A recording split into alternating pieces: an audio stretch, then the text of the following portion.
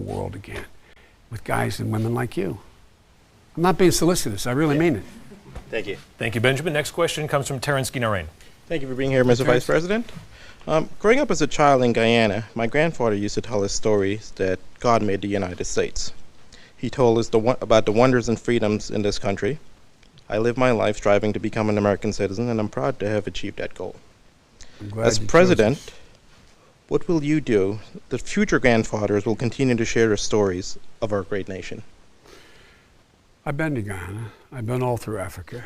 And one of the things everybody has to remember, that we have led the world, not just by the example of our power, but the power of our example. We have been that shining city on the hill, for real.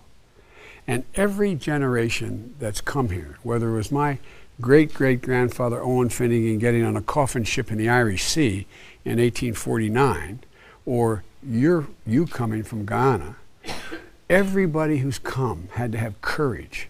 It took real courage to decide, I'm going to change everything that I know. I'm going to leave everything that is comfortable to me. And what I'm going to do is I'm going to take a risk. These are the people that I was with a world leader in Singapore. He was asking me, because I know Xi Jinping I've spent more time with Xi Jinping of China than any world leader at the time. And he said, tell me about Xi Jinping. What's he like? And I looked at him and I said, tell me about what's going on in China. He said, China's in America looking for the buried black box. It was when that aircraft went down in the Indian Ocean. And I looked at him like you're looking at me, particularly the way you're looking at me. And I said, I beg your pardon, Mr. President. I don't know what you mean by the buried black box. He said, the box that contains the secret that allows America to be the only country in history to constantly be able to remake itself. Think about that now. We've constantly been able to remake ourselves in the last 3 centuries, but 2+ that we've been a country. And folks, I looked at him and I said, well, I'm getting old enough now, Mr. President, to tell you what I think it is. Number one, in America, our children are taught not to worship at the shrine of orthodoxy. That's why we make new things. We break old things. That's why we're the most innovative people in the world. That's why other countries think we're kind of the ugly Americans. We think we can do anything. And we can. The second thing, though, think about this, is that I said there's been a constant, unrelenting wave of immigration to the United States since the early 1700s from every continent in the world.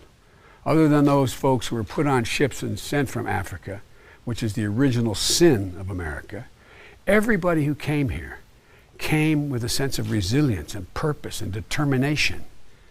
So we've been able to cherry pick the best of every single culture in the world. Not hyperbole, think about it. Every single culture in the world, we pick the best because it takes courage to get up and move and leave everything you know. And so that's why we owe you, we owe your father, and that's why it's so critically important. We have to continue to be the beacon for the rest of the world. I really mean it. I really mean it. That's why we're who we are. And so I think your father, God love him, did he ever make it? My grandfather was an American citizen also. Oh, it was your grandfather Yes. who said that. I'm sorry. Well, that's, but think about it. Think what it took to leave.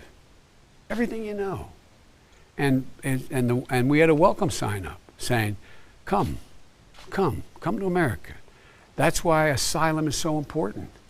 People escaping persecution, people escaping circumstances that they have no alternative to deal with. That's what we're about. That's who we are. That's what America is.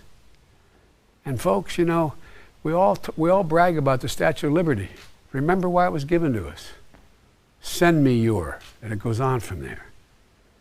We're the most unique nation in the history of the world. That's what's made us who we are. Thank you. And thank you for the question. All right, next question from I'm Joan sorry. Wentworth.